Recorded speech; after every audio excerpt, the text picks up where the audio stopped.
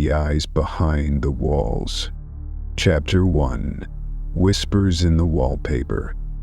The house had been quiet for years, too quiet, like it was waiting to speak. When Eliza moved in, she didn't notice the silence at first.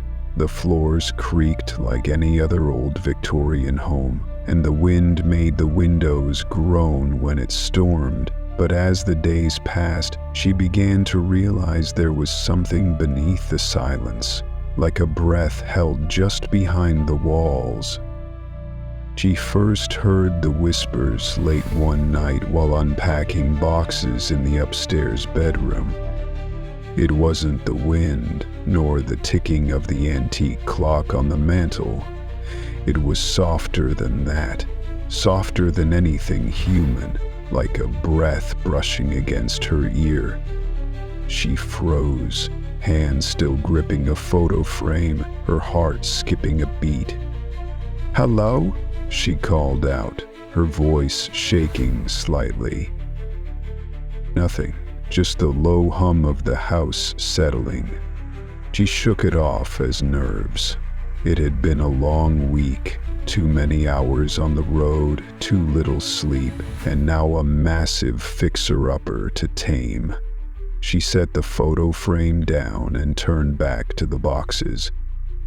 But then she heard it again. A whisper, clearer this time.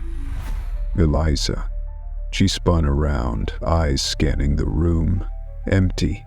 Her pulse pounded in her ears.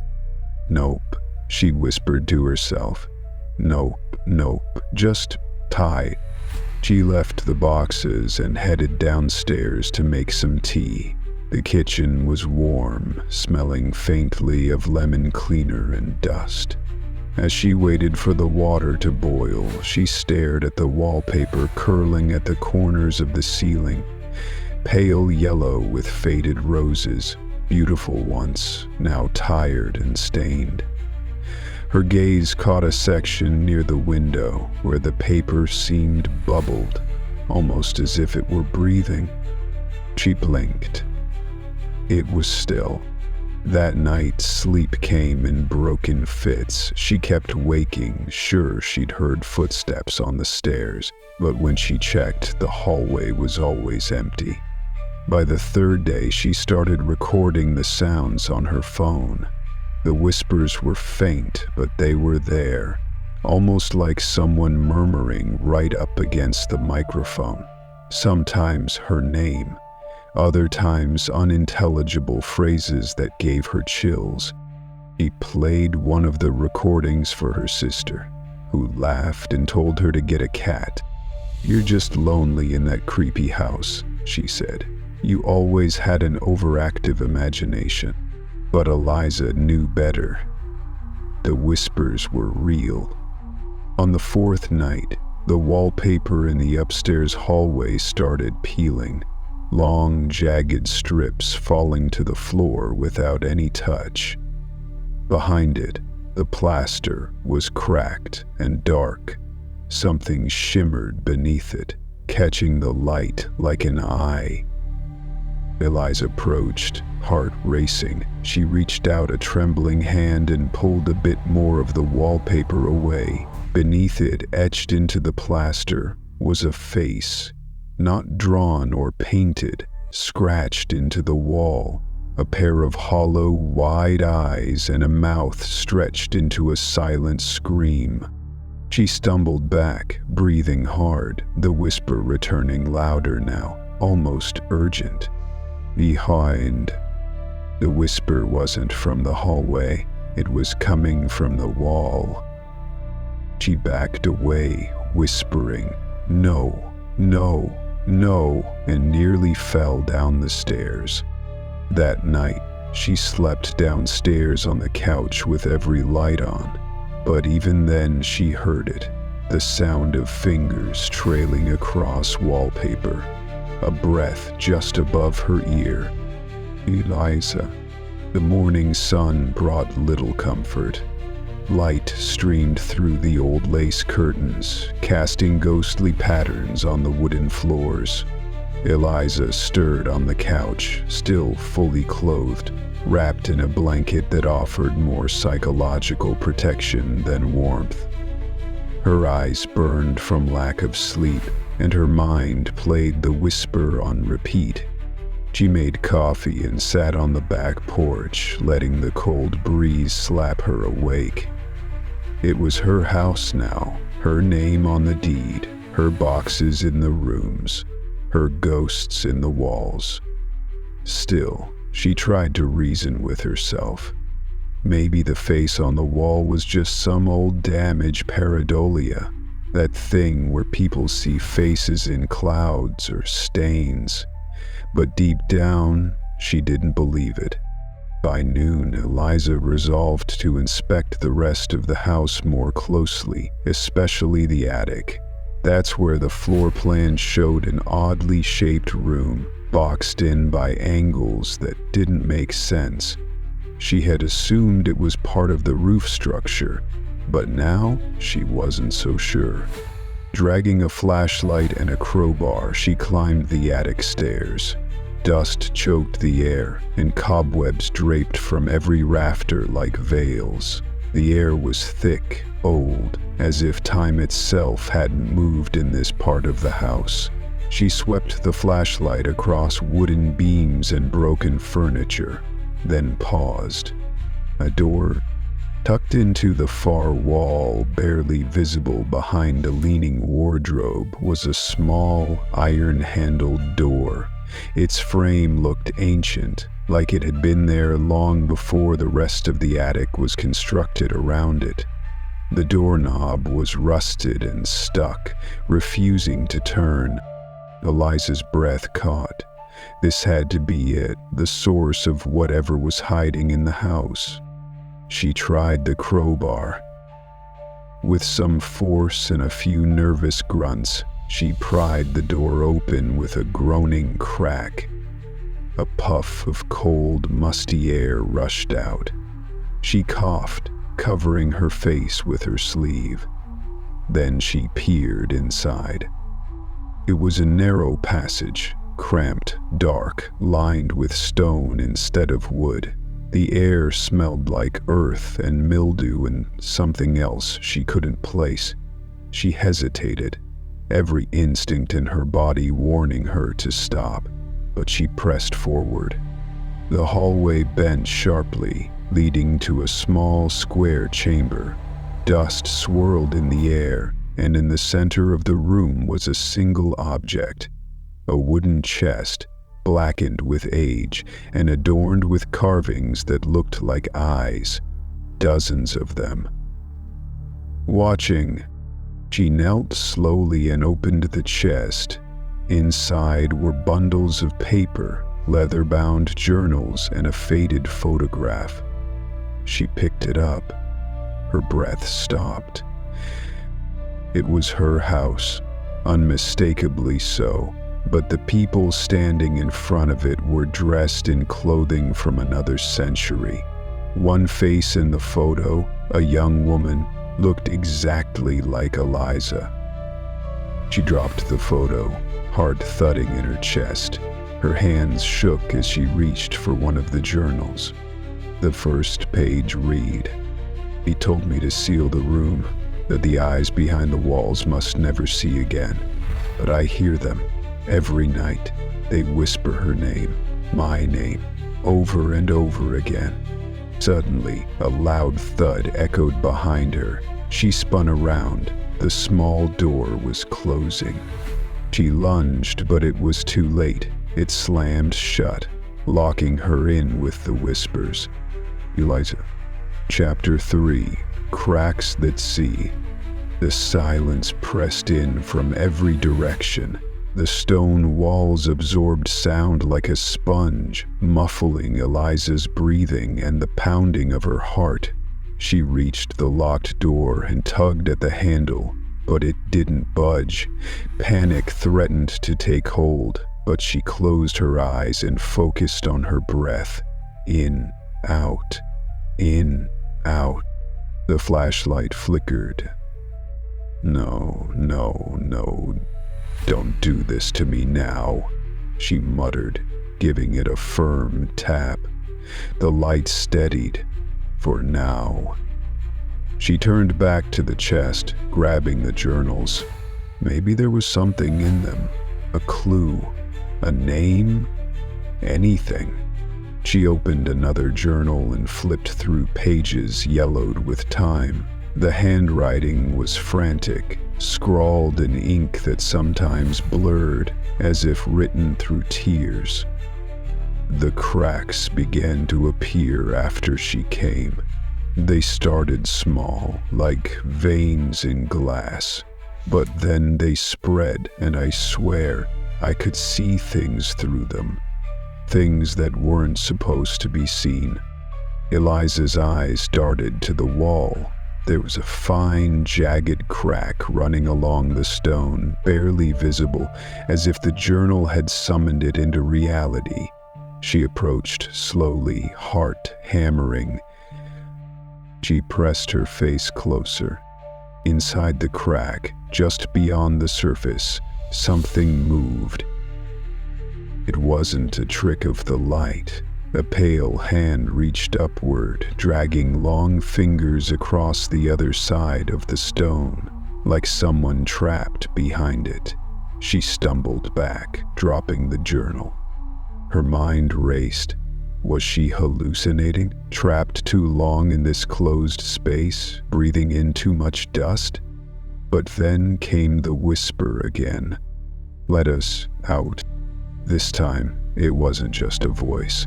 It was voices, layered, overlapping, pleading, male, female, childlike, groaning. She screamed. The flashlight blinked again, then died. Darkness swallowed the chamber. She clawed at her bag and grabbed her phone, turning on the flashlight. The beam was weaker, but it was enough. She moved to the crack again. It had widened, more hands now, and eyes. They stared at her, hundreds of them, unblinking, waiting. Eliza. She backed away until her spine hit the opposite wall. Her breathing turned shallow. She tried the door again, pounding with her fists. "Let me out! Let me out!" Then, a voice clearer than before, calm, almost soothing. "You must see, Eliza." The stones around her shimmered, and in an instant, the walls were gone. She was standing in her house again, but not her time. The wallpaper was new, the lights dim and warm. People moved through the halls in old-fashioned clothes, their faces blurred. She tried to reach out, but her hand passed through them. A young woman walked up the stairs. Eliza stared. It was her again, the woman from the photo, identical in every way. The woman turned, staring directly at Eliza. "You're not the first," she whispered, and then the vision shattered. Eliza was back in the cold stone chamber, on her knees, gasping. She looked at the crack. It was sealed, but something was behind it, waiting. Chapter 4. Voices from the Vent. Eliza didn't speak for hours after escaping the hidden chamber. Once she had managed to open the attic door, now mysteriously unlocked, she ran, barely stopping to catch her breath. She had no idea what force had released her or why. All she knew was that something was still inside that wall, and it knew her name. She stayed in the guest bedroom that night, refusing to sleep upstairs. Her body ached from tension, but her mind stayed sharp, refusing to shut down. Every creak of the house was amplified. Every draft felt like a breath. Every shadow stretched too long. Around 2 a.m., as she lay awake under the thin quilt, she heard it again. A whisper. Not from the walls this time. From the vent. She sat up, heart pounding. The air vent near the floor hummed softly, and with it came a distinct murmur, words riding the breeze like dust. "Eliza downstairs?" She crawled to the edge of the bed, leaning closer. "What do you want from me?" she whispered back. Silence. Then, a sigh so human, so close, it felt like someone was lying beside her. With trembling fingers, she pulled the vent cover free. A rush of cold air greeted her. She aimed her phone's flashlight into the duct.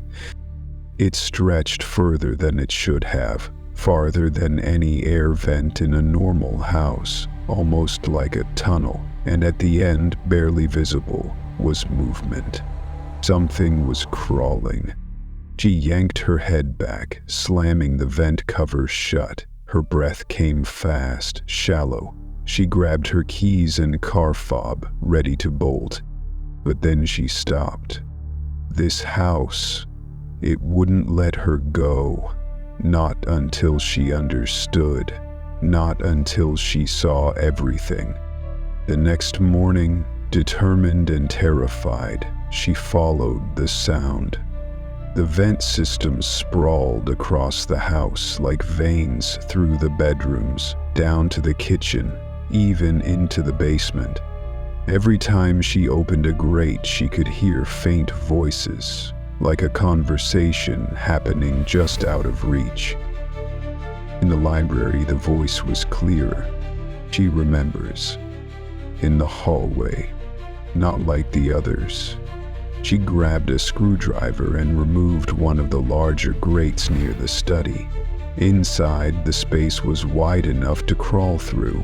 She stared into the darkness, heart racing. Something shimmered along the metal interior. Scratches. Words etched in frantic strokes. "They are watching through the vents. Don't breathe too loud. She sees us." Eliza pushed forward, knees scraping, dust coating her clothes. The whispering grew louder, like the ducts were amplifying them. Then she found it. A hidden compartment within the ventilation system. A small chamber no larger than a closet. Inside was a chair. Shackles. A blindfold hanging from a rusted hook. Her skin went cold. Who had been kept here, and why? More journals, stacked neatly in a metal box, rested in the corner. She opened one. "I was the 4th. Eliza is the 7th. We are born into the house even when we're not. The house chooses." Voices surged in her ears. They weren't whispers now, they were pleading. "Finish what we started, before the 8th comes." A noise echoed behind her. A thud, then a hiss. She spun around. A face, gray, cracked and hollow-eyed, stared at her from the other end of the duct. Then it crawled toward her. Chapter 5. The Mirror's Secret. Eliza ran. Her knees burned from crawling, and the dust clung to her lungs. But she didn't stop until she rolled out of the vent and collapsed in the hallway. Slamming the vent shut behind her, she lay on the wooden floor, trembling and gasping. The face, gray and hollow, still haunted her vision. After minutes that felt like hours, she got up and locked every vent cover she could find with furniture. It was irrational. If something could crawl through walls, a chair wasn't going to stop it, but it gave her the illusion of control. She needed that. The next day, sunlight poured through the windows like it was trying to help her forget. But the house didn't forget. Neither did the walls. She stood in front of the large mirror in the upstairs hallway, trying to steady herself. The mirror had always been off-center, slanted just a bit no matter how many times she adjusted it. Now it caught her reflection at a strange angle, one that didn't quite match reality. As she leaned closer to inspect her face, she noticed something else. Another face, not her own. In the corner of the mirror, where the hallway should have continued behind her, a pale woman stood. Eyes dark, mouth open as if screaming, though no sound emerged. When Eliza turned around, there was no one there, but when she looked back, the figure remained. Closer now. She stumbled back, heart thudding. The mirror rippled as if its surface were made of water. "Eliza," the reflection whispered. This time her name wasn't just in her head, it was in the room. She stepped toward the mirror and touched the glass. It was cold, but pulsing, alive. Without thinking, she pressed harder. Her fingers began to sink. She gasped and tried to pull away, but the mirror held her hand like a mouth clamped shut.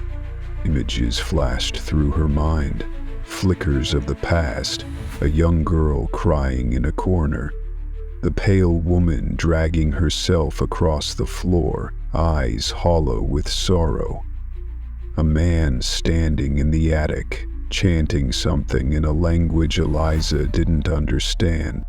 The mirror showed them all. Then came the worst image. Eliza herself tied to the chair in the vent chamber, struggling as invisible hands pulled her into darkness. "No," she whispered. "That's not me. That hasn't happened." But the mirror disagreed. Suddenly she was yanked backward, as if the house itself had rejected her defiance. She fell to the floor, knocking over a nearby table. The mirror cracked straight down the center, but her reflection didn't match. In the left shard she stood still, breathing heavily, but in the right she was smiling. Cold, eyes black. She crawled away, reaching for the journal she had left nearby. Flipping through the pages, she found a passage marked with a smudge of dried blood. The mirror is a gate, not into the house, but into the house's memory. It remembers everything. It shows you what you deny. If you stare too long, it sees into you. Something moved again in the cracked glass. The smiling reflection raised its hand and waved. Eliza slammed a cloth over the mirror, heart racing. She couldn't bear to look anymore. But the reflection had seen her, and it wasn't finished. Chapter 6. Shadows in the Basement. The mirror was covered, but Eliza could still feel its presence, like it was breathing just behind the cloth, waiting for her to look again. She avoided the hallway entirely, taking the long route through the kitchen every time she needed to reach her room. Still, the sense of being watched never left. She kept the journal close, studying every entry by flashlight after dark. One passage in particular haunted her.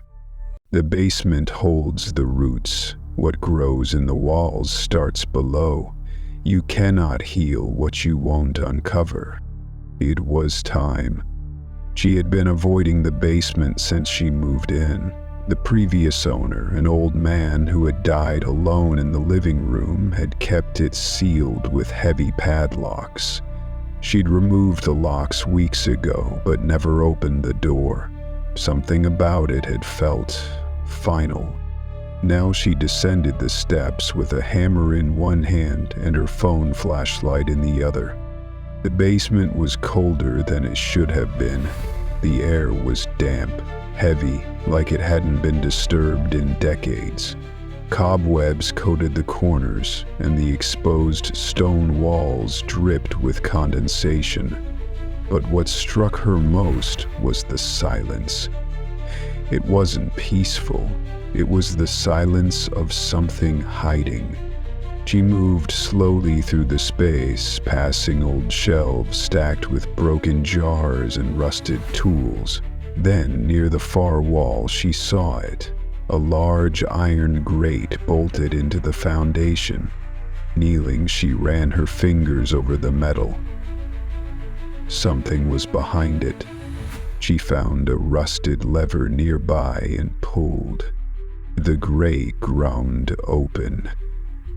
Behind it was a tunnel, narrow and lined with stone. Carved symbols marked the entry, circles within circles, and eyes at the center of each one. She hesitated only a moment before crawling inside. The tunnel led to a chamber, low-ceilinged walls covered in soot. In the center stood a stone pedestal, and upon it a large leather-bound book. Around it, candles had long since melted into puddles of wax. She opened the book. The pages were written in both English and a strange, archaic script. One entry chilled her. The shadows that rise in the walls are not born. They are made, fed by memory, fear, and silence. Every woman who bears the name Eliza is chosen across generations. The house calls them back. Eliza's fingers trembled. Then she heard the footsteps. Not upstairs. In the basement. Behind her. She turned, holding the phone up. The light flickered, barely illuminating the figure standing at the tunnel's mouth. It was the woman from the mirror. But this time, she wasn't just a reflection. She stepped into the room. Slowly, deliberately, her eyes were entirely black, her face pale and cracked like old porcelain. Eliza backed up against the pedestal. "What do you want from me?" she whispered. The woman opened her mouth, but it wasn't her voice that came out. It was Eliza's. Screaming. Chapter 7. When Walls Remember. Eliza didn't remember how she got out of the basement. One moment she had been staring into the pale, cracked face of the mirror woman, and the next she was in her room, wrapped in blankets, the morning sun casting soft light over the sheets. But her phone, lying on the floor, showed a video recording. She never remembered hitting record. With trembling hands, she opened it. It was dark. The phone's flashlight lit only part of the basement, shaking wildly with her breathing. Then, a figure appeared. The mirror woman, slowly moving. The screen filled with static as the woman drew closer, and then Eliza's voice. "I remember now." The screen went black. Eliza dropped the phone. Something was shifting inside her, not just fear, but memory. A deep, gnawing sense of déjà vu. The hallway wallpaper flickered in her mind, the cracked stone, the vent, the mirror, the pedestal. She knew them. Not from this life, from another. The house wasn't just haunted. It remembered, and it had brought her back. Throughout the day, she wandered the halls like a ghost herself. The rooms whispered to her, softly, like forgotten lullabies. She touched the walls, and they felt warm under her fingers, like living skin. In the library, she found a photo album tucked beneath the floorboard. The pictures were yellowed, brittle. Families posed stiffly outside the house over the decades, but in every photograph, whether from 1892 or 1967, one face was always the same. Hers. Different clothes, different eras, but the same eyes, the same face. She was always here. The journal confirmed it, a passage on the last page. They call her Eliza. Every time we tried renaming her, hiding her. It doesn't matter, the house finds her, and when she remembers, the cycle begins again. The walls creaked suddenly. A gust of wind or breath moved past her ear. Eliza. She turned. A panel in the hallway wall, previously unnoticed, had slid open. Behind it, a staircase descended, narrow, winding, cloaked in darkness. She knew where it led, to memory, to the truth, and this time she wouldn't run. Eliza grabbed the flashlight and descended slowly, one step at a time. The deeper she went, the more she heard it. Voices, familiar, calling. We remember you. You promised. You must finish it. The staircase ended at a circular room, unlike anything she'd seen before.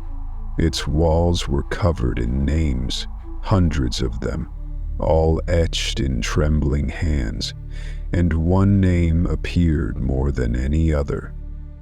Eliza. In the center was a chair, not the one from the vent, a newer one, waiting. On the seat, a note. When walls remember, you must choose, become the voice or be silenced like the rest. Her reflection blinked at her from every polished surface in the room. And then they smiled. Chapter 8.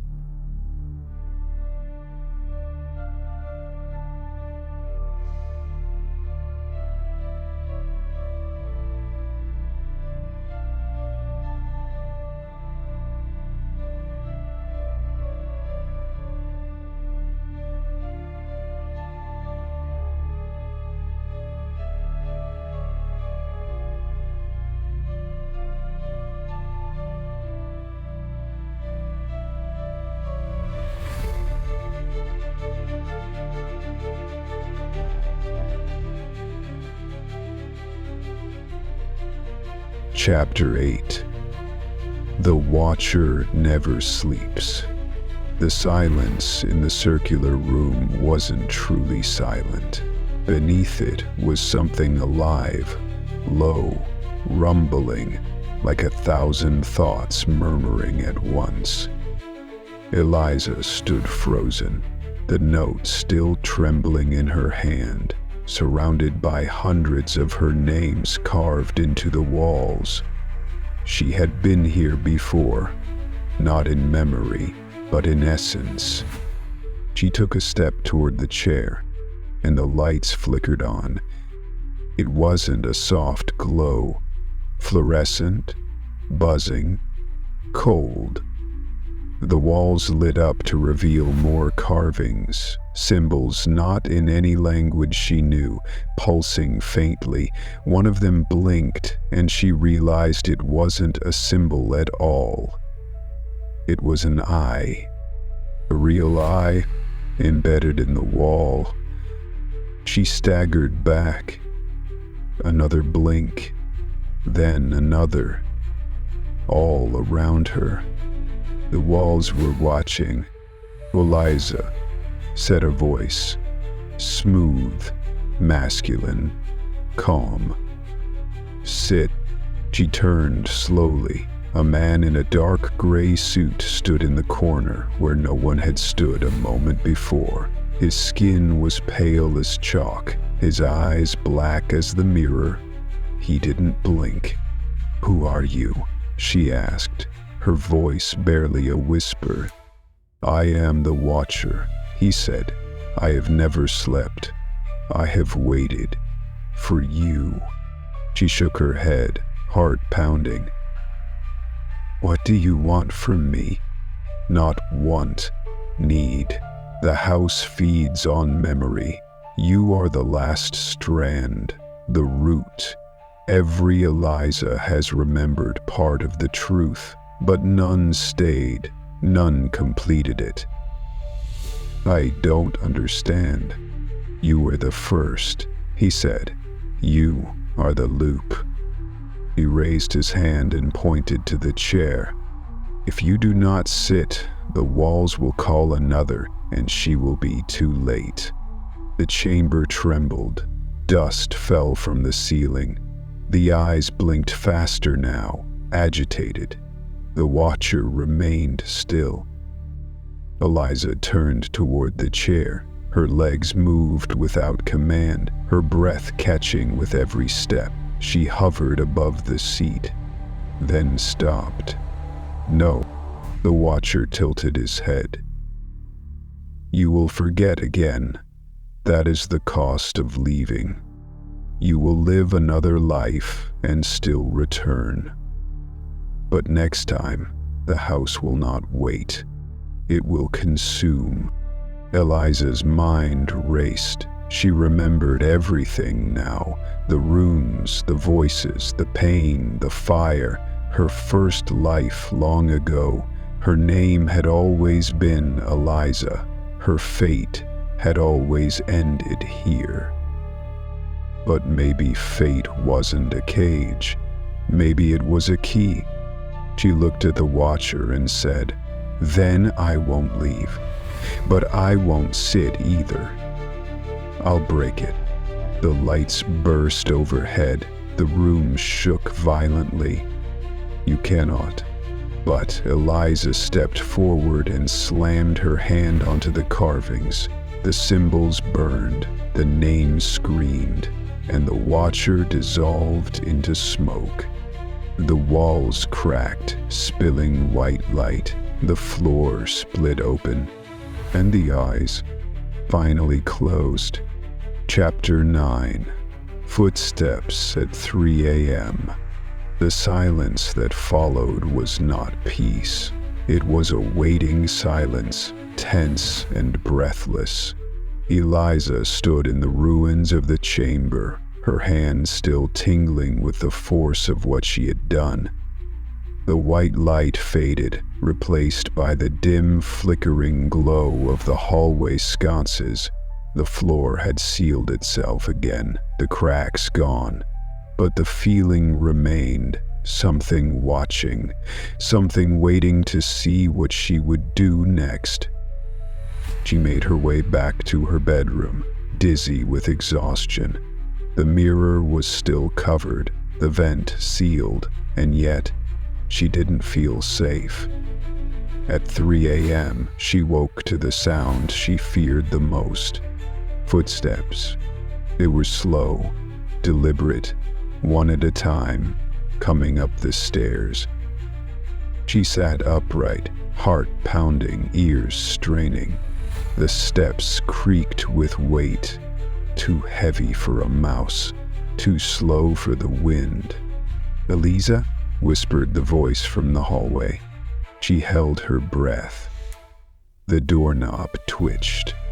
She jumped out of bed and backed into the far corner, grabbing the flashlight from her nightstand. The beam was weak, the batteries nearly dead, but it was something. The footsteps stopped, right outside her door. Then silence. She crept forward, hands shaking, and opened the door. No one. But across the hall, the attic door was open. Something drew her upward again, compelled her. The attic was dark and cold, but this time she wasn't alone. On the far side, a figure stood motionless by the window, not the watcher. A child. Eliza stepped closer. The girl turned. She was no older than 10, with long, dark hair and hollow, empty eyes. Her mouth moved, but no sound came out. Then she raised her hand and pointed to the wall. "Eliza," she mouthed. Etched into the wall beside her was a new phrase. The walls remembered the unfinished. Suddenly, the attic lights flickered and burst. The floor beneath her feet seemed to breathe. She grabbed the child's hand. Cold, so cold, and the girl whispered something in her ear that made her blood freeze. It's not over. Chapter 10. The Room That Wasn't There. Eliza didn't sleep the rest of the night. She sat in the hallway outside the attic door, flashlight pointed toward the stairs, the child's whisper echoing in her head. It's not over. When morning came, it didn't bring relief. Shadows still clung to the corners of the house like cobwebs. She knew now the rules were changing. The house was responding, not just to her presence, but to her resistance. She poured herself coffee in the kitchen, her hands trembling. The wallpaper had begun to peel again, curling in strange patterns. Beneath it, the wall was no longer plain. It had depth now, movement, almost like something was pulsing behind it. The journal she'd taken from the vent chamber lay open on the counter. Her eyes landed on a scribbled sentence. When you find the room that wasn't there, don't look too long. It sees you. The blueprints confirmed her suspicion. There was a space behind the guest bedroom, a void, no closet, no wall. It simply didn't exist on paper. But last night she had felt it. She returned to the guest bedroom and studied the wall. It looked solid, but when she tapped on it, it gave a soft, hollow sound, like tapping wood over an empty chamber. Her skin prickled.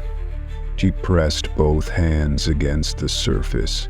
The wallpaper shivered beneath her fingers. Then the wall began to dissolve. It melted, not with heat, but like fog lifting from a mirror. Behind it was a narrow door, low and crooked, as if the house had tried to hide it at the last minute. Her breath caught in her throat. She reached for the handle and pulled. The room beyond was small, cloaked in darkness, lit only by a single candle burning on a child's nightstand. The bed was made. Dolls lined the shelves. It was a little girl's room. The air was cold, still, and Eliza remembered it. She stepped inside. As soon as she crossed the threshold, the door vanished behind her. Her phone went dark. The candle flickered. And in the corner, seated on the floor, was the same girl from the attic. Only this time, she spoke. "You left me here," she said, over and over again. Eliza knelt. "Who are you? You know me?" the girl said, eyes brimming with tears. "You were me." Eliza's heart sank.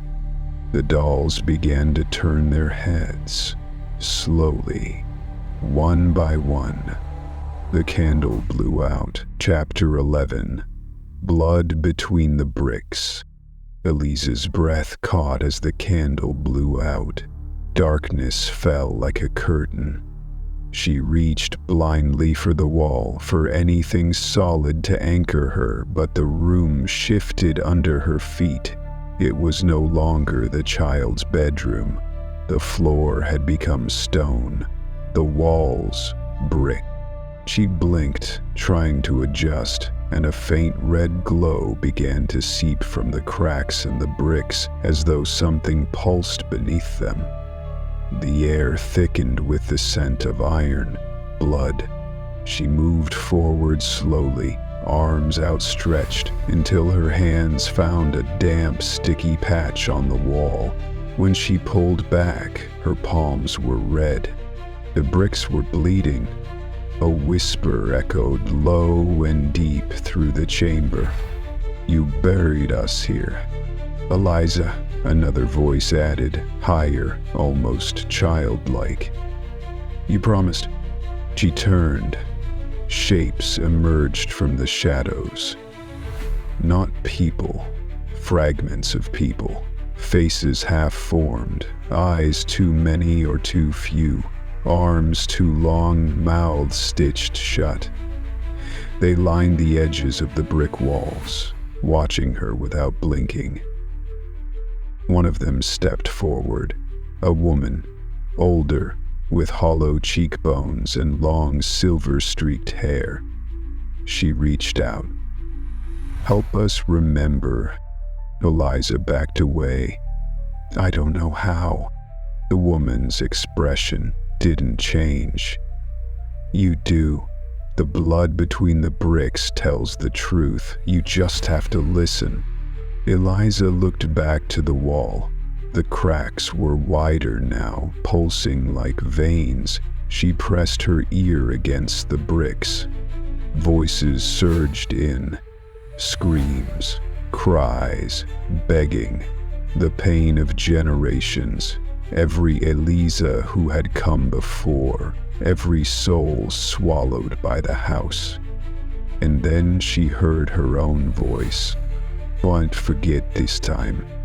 A memory returned, clear, sharp, unavoidable. She was a child, clutching a doll, hiding in this same room while someone outside screamed her name. A fire burned, the house howled, and she did nothing. She had been the first. In the beginning, the walls groaned. The floor cracked open beneath her feet, revealing a pit of swirling shadows.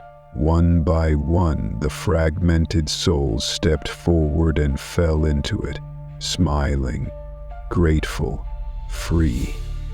The blood faded from the walls. The bricks dried. The last to approach was the little girl. She hugged Eliza. "You remember now." And then she let go and stepped into the dark. Chapter 12. Eyes That Follow. The darkness didn't lift. Eliza stood alone in the silence left behind, staring into the empty pit where the girl had vanished. The air was still now, the walls dry and cracked, but the tension hadn't gone. It had simply shifted. It was no longer about what had been hidden. Now it was about what was watching. The air felt too still. Every time she turned her head, she thought she caught the tail end of movement, something slipping just out of her line of sight. The feeling was sharp. She climbed out of the chamber and back into the hallway. But something was wrong. The angles of the house had changed. Rooms that had once been square now seemed slightly off, walls leaning subtly inward, doors too tall or too narrow, and the eyes. She first noticed them on the ceiling. Two faint circles etched into the plaster like burn marks. Then, in the wood grain of the doors, in the swirls of the wallpaper, always in pairs, watching. In the mirror above the mantel, she saw her reflection, and behind her, dozens of eyes blinking from the shadows of the hallway. When she turned, nothing was there, but when she looked again, they were closer. She stumbled back, knocking over a vase. It shattered, but she barely noticed. The eyes had begun to move, not just watching, but following, and worse, learning. She ran to the kitchen and tore open drawers, flipping through the journal with trembling hands. A passage she hadn't read before waited on the final page. Once they see you see them, they never stop. The house is alive now, It knows your shape. It knows your fear. She closed the journal and turned. Every window in the house had gone black. Not dark, black, as though something massive pressed against the glass, smothering all light. And in the center of each pane, two glowing circles stared back. She backed into the hallway, only to find it had lengthened. Doors multiplied, the ceiling stretched, the house was shifting. Chasing. Eliza, 1,000 voices whispered at once. Look. She looked up. Every inch of the ceiling was now covered in blinking eyes. Hundreds, thousands. And they were all hers. Chapter 13. The Truth in the Tussles. Eliza ran, not up or down, forward, through the lengthened hallway, past the blinking eyes, past the whispering walls. She needed to reach the heart of it all, the place where the house first began to turn. She remembered the blueprints. The foundation had always shown a hollow beneath the house that no one could access, a void that even the builders refused to acknowledge. She was going there now. The basement had changed. The stairs were deeper, the shadows hung heavier, but she knew, somehow, exactly where to go. The tunnel opened up behind the old boiler, a space she was certain hadn't been there before. A dark archway made of rough stone, pulsing with warmth. As she stepped inside, the air thickened, humid with breath.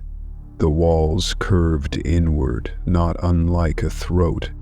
The deeper she went, the more the ground trembled. The journal had spoken of this place in fragments. Truth lives underground, where the house drinks memory, where the first scream was buried beneath brick and bone. She saw it then, a massive cavern lit only by glowing red veins that webbed through the ceiling. And in the center, a well, round, ancient, and impossibly deep. Whispering, she approached slowly. Inside the well, voices rose, not from water, but from something thicker, darker, liquid shadow. They cried out in pain, in warning, in grief. Eliza, they moaned in perfect unison. You are the root. She dropped to her knees. Visions overtook her, rapid, dizzying. She saw fire, a ritual, the first woman long ago bound and sacrificed to give the house a soul. Her name had been Eliza too. It had always been her, over and over again. The house wasn't haunted. The house was her. Made from the grief she never let go, built on fear, guilt, and sacrifice, fed by generations of memory, her memory. And now it wanted one final thing, acceptance. She reached her hand into the well. The shadows crawled up her arm, wrapping her in warmth and ice. The voices calmed. Eliza, they said, remember us. And she did. Chapter 14. No place left to hide. The house didn't scream. It exhaled. Every corridor groaned as if the walls were breathing. The wallpaper sagged. The floors pulsed underfoot. The once still air now moved with purpose, like it had somewhere to go and someone to find. Eliza stood in the center of the upstairs hallway, her hands still warm from the shadows she'd touched in the well. She felt the house inside her now, every shiver of the wood, every whisper in the vent, every flicker in the mirror. It was her, and it was alive. There was no hiding now. She could feel it, watching. The eyes no longer hid in the corners. They stared openly from picture frames, from cracks in the ceiling, even from her reflection in the hallway window. They blinked in sync with her heart. "Eliza," they said, "we see you." She didn't run. Instead, she opened every door in the house, the attic, the basement, the sealed-off room with the dolls. She lit candles in every space, not to fight the darkness, but to welcome it. She was done pretending this wasn't her home. In the living room, she found the old grandfather clock ticking for the first time. The hour hand pointed to midnight, though it was still dusk outside. The house had made its own time. She sat in the center of the floor, journals scattered around her, each filled with handwriting she now recognized as her own. Not from this life, from every life. "No more hiding," she whispered. "No more running." The lights flickered, then steadied. A low hum rose from beneath the floorboards, and the walls shimmered with a faint glow. The house was listening, and for the first time, it didn't demand, it waited. Eliza closed her eyes. She whispered the names of every soul she had met in the echoes, of the little girl, the watcher, the woman in the mirror, of the ones who never spoke, the ones who only cried. She spoke their names and the walls responded. Cracks sealed, shadows thinned, and the eyes, they blinked and vanished. Chapter 15, The Face in the Wall. It began with a breath. Not hers, the house. Eliza opened her eyes to the final sound of silence. True silence, the kind that followed understanding, not fear. The candles burned low around her, flickering like stars about to wink out. She stood and walked slowly to the far wall of the living room, the one with the oldest wallpaper, yellowed and torn. She had always avoided this wall. Even when the others called to her, this one had remained still, waiting. Now it pulsed. She reached for the wallpaper, fingers trembling not from fear but reverence. She peeled it back slowly.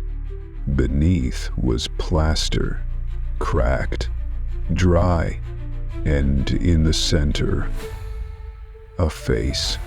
Not carved, not painted, imprinted.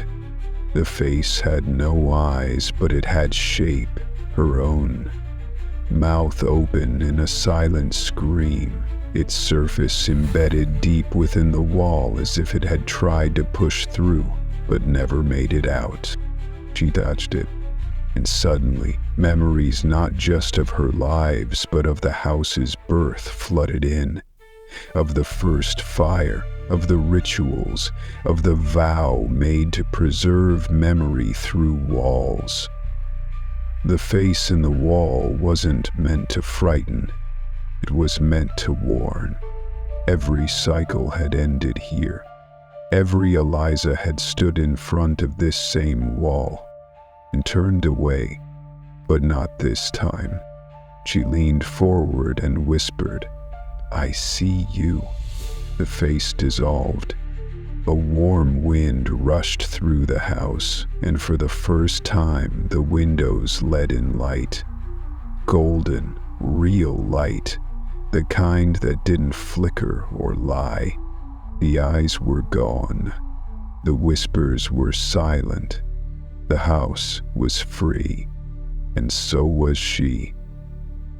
Eliza turned toward the front door. It was open. Wait. She walked outside into the morning sun. The house behind her didn't breathe. It simply stood still and silent, alive but no longer haunted. The end.